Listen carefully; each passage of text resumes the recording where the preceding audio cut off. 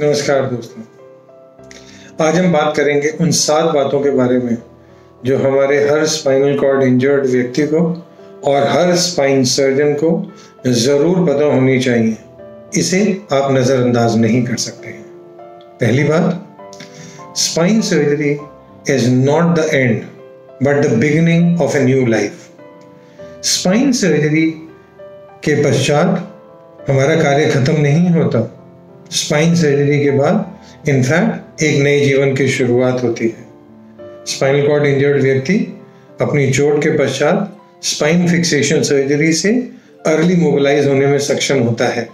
लेकिन इस समय वो अपने अंग प्रत्यंगों की कमजोरी के कारण अपने आप को एक नए रूप में, एक नई दशा में पाता है, और इन सब के साथ एडजस्टमेंट करने की प्रोसेस को रिहैबिलिटेशन प्रोसेस कहते हैं। और इस रिहैबिलिटेशन प्रोसेस में शरीर के बाहरी अंगों जैसे हाथों और पैरों के अतिरिक्त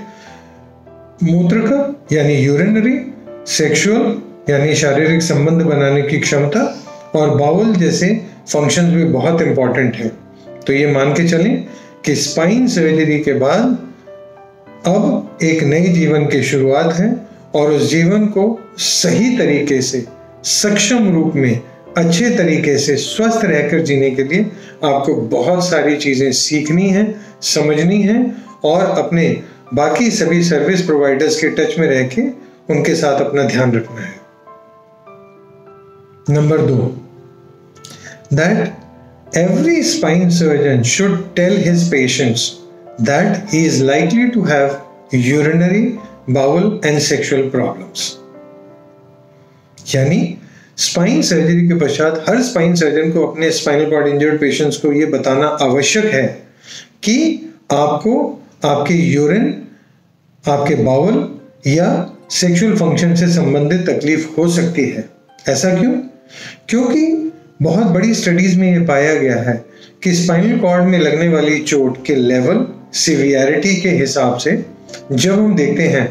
तो on an average 92 to 95% patients में किसी न किसी रूप में, किसी न किसी तरीके से यूरिनरी, बाउल और सेक्सुअल प्रॉब्लम्स पाई जाती हैं। इस तरह की तकलीफें अगर ध्यान ना दिया जाए तो इग्नोर हो जाती हैं, नेग्लेक्ट हो जाती हैं। पेशेंट्स अज्ञान के वजह से, इसके बारे में जानकारी न होने की वजह से, शर्म की वजह से, इन बातों के बारे में बात करने के हिचक की वजह से, और ये न जानने की वजह से कि मुझे इसके बारे में किससे बात करनी है, अक्सर इन चीज़ों को इग्नोर कर देते हैं, और इन सब का बहुत बुरा असर पेशेंट की ओवरऑल क्वालिटी ऑफ लाइफ पर पड़ता है। तो इसीलिए हर सर्जरी के पश्चात पेशेंट को घर भेजने से पहले बहुत ज़रूरी है कि हर स्पाइनल सर्जन, हर स्पाइनल टीम अपने पेशेंट्स को इस बारे में ज़रूर आगाह करे और साफ साफ बताएं कि आपको यूरिनरी, बाउल और सेक्सुअल फंक्शन से संबंधित तकलीफ हो सकती है, और आप ये मान के चलें कि इसका इवैल्यूएशन बहुत ज़रूरी है। जब आपके डॉक्टर आपको क्लियर करें तो ही आप अपने आप को ठीक तरीके से नॉर्मल जीवन में लेकर आएं। Number 3, never treat the bladder problems yourself. दोस्तों, हर व्यक्ति को ये समझना चाहिए कि स्पाइन सर्जन एक बहुत ही स्पेशलाइज्ड प्रोफेशन है,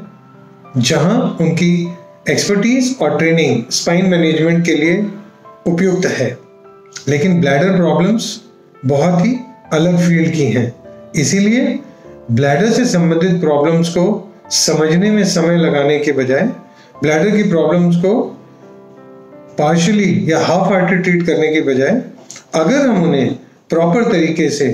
अपने किसी यूरोलॉजिस्ट फ्रेंड को रेफर करते हैं, पेशेंट को गाइड करते हैं कि आपकी यूरिनरी प्रॉब्लम्स के लिए आपको यूरोलॉजिस्ट ही सही गाइडेंस देंगे और आपको ये गाइडेंस लेना अति आवश्यक है, तो ऐसे विश्वास के साथ पेशेंट्स इस बात को सही तरीके से समझेंगे और अपने सही इलाज के लिए सही प्रोफेशनल से मिलकर सही तरीके से फॉलोअप में रहकर लाइफ लॉन्ग इलाज के लिए प्रतिबद्ध रहेंगे। ये इलाज एक दिन का, एक महीने का नहीं है, ये लंबा चलने वाला इलाज है जिसमें कई बार अगर रिकवरी पूरी नहीं होती है तो बहुत से patients life long urological care की ज़रूरत महसूस करते हैं। तो इन सब का ध्यान रखने के लिए बहुत ज़रूरी है कि पेशेंट्स को शुरू से ही इस बारे में अवगत कराया जाए। Always have a urologist in your team. Her spine team के लिए बहुत ज़रूरी है कि अपने स्पाइनल कॉर्ड इंजर्ड पेशेंट्स की रिहेबिलिटेशन में एक यूरोलॉजिस्ट को ज़रूर इंक्लूड करें, भले ही वो पार्ट टाइम हो या फुल टाइम हो, लेकिन एक यूरोलॉजिस्ट का एक्सपीरियंस, एक यूरोलॉजिस्ट की गाइडेंस और एक यूरोलॉजिस्ट की ओपिनियन से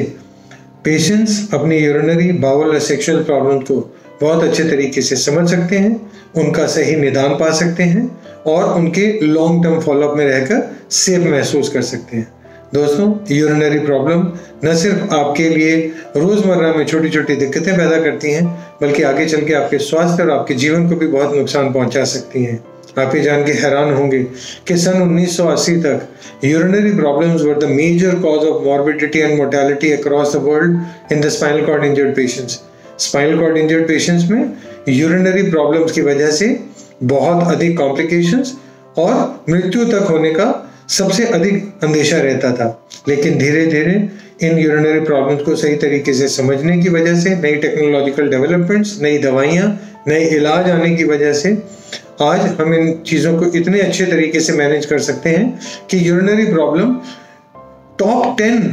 कॉजेज ऑफ डेथ में भी स्पाइनल कॉर्ड इंजर्ड पेशेंट्स के नहीं हैं। तो इससे आप समझ सकते हैं कि यूरिनरी प्रॉब्लम्स का हमारी रोज़मर्रा की ज़िंदगी पर इम्पैक्ट नहीं खत्म होता, लेकिन उनसे होने वाले मेजर कॉम्प्लिकेशंस और सीरियस इश्यू से हम ज़रूर बच सकते हैं। नंबर 5, हर स्पाइन टीम को इस बात का ज़रूर ध्यान रखना चाहिए कि अपने सभी स्पाइनल कॉर्ड इंजर्ड पेशेंट्स को हर फॉलोअप में इस बारे में ज़रूर चर्चा की जाए कि आप अपने यूरोलॉजिस्ट से मिलकर अपने यूरिनरी, बाउल और सेक्सुअल प्रॉब्लम्स के लिए सही तरीके से इलाज कर रहे हैं, क्या आप उनके फॉलोअप में हैं, क्या आप अपना रेगुलर यूरोडायनेमिक्स और अल्ट्रासाउंड करवा के अपने ब्लैडर और किडनीज की कंडीशन पर नज़र रख रहे हैं, क्या आपको यूरिन से संबंधित कोई प्रॉब्लम तो नहीं है। अगर कोई भी ऐसी दिक्कत हो तो यूरोलॉजिस्ट से बात करके पेशेंट्स के इलाज में उनकी मदद करें। नंबर 6, स्पाइनल कॉर्ड इंजरी के ऑपरेशन के पश्चात हर स्पाइन यूनिट, हर स्पाइन सर्जन का फर्ज है कि वो अपने पेशेंट्स को long term follow, close observation में रखें। पेशेंट्स को हर 3 से 6 महीने के बाद रिमाइंडर देकर बुलाएं। अगर पेशेंट्स दूर रहते हैं, किसी तरीके से फिजिकली फॉलो नहीं कर सकते हैं, तो उनसे टेली कंसल्टेशन या टेली सर्वे करके उनके शारीरिक, मानसिक, आर्थिक, सामाजिक और बाकी सब परिप्रेक्ष्य के बारे में जानकारी प्राप्त करने के लिए एक कॉम्प्रिहेंसिव प्लान बनाएं। स्पाइनल कॉर्ड इंजरी अपेंडिक्स या स्टोन की तरह से एक नॉर्मल ऑपरेशन नहीं है जिसमें एक ऑपरेशन के बाद मनुष्य अपनी तकलीफ से छुटकारा पाकर ठीक हो जाता है। स्पाइनल कॉर्ड इंजरी के पश्चात हर स्पाइनल कॉर्ड इंजर्ड व्यक्ति को लाइफ लॉन्ग केयर और सपोर्ट की ज़रूरत होती है और उसके लिए हर स्पाइनल कॉर्ड सेंटर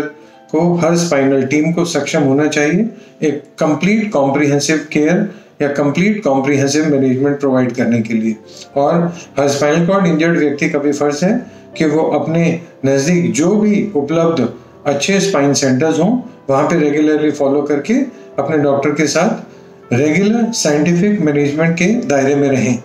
चीज़ों को नेगलेक्ट करने से उनके शरीर पर, उनकी सेहत पर और उनके जीवन पर बुरा प्रभाव पड़ सकता है। एक अच्छे जीवन के लिए बहुत ज़रूरी है कि स्पाइन यूनिट में उपलब्ध सभी तरह के प्रोफेशनल से मिलजुल कर गाइडेंस ली जाए, भले वो ऑक्यूपेशनल थेरेपिस्ट हों, फिजियोथेरेपिस्ट हों, सोशल वर्कर्स हों, यूरोलॉजिस्ट, न्यूरोलॉजिस्ट और अलग तरीके की लीगल एक्सपर्टीज और